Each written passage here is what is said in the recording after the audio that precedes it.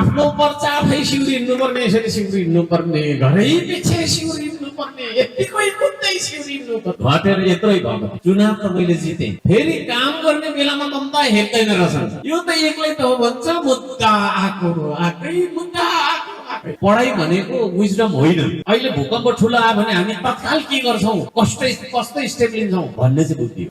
कुरा बुझ्नुभयो नि है। अहिले तत्काल जस्तै त्यसो त नहोस् तै पनि उदाहरण, बिजुलीको तार सर्ट भयो, आगो लाग्न थाल्यो, अब के गर्छौँ हामी यतिखेर, अब चट के गर्छौँ, कस्तो एक्सन लिन्छौँ भन्ने कुरा बुद्धि हो, विजडम हो होइन। त्यो विजडमको चाहिँ कमी हुँदो रहेछ नेपालीमा, कमन सेन्स कमी हुँदो रहेछ। त्यसले गर्दाखेरि यो पनि एउटा कुरा मैले राख्न चाहेँ। एकछिन ध्यान दिनुहोस् है त, एकछिन ध्यान दिनु, 5-10 मिनटमा बोल्छु।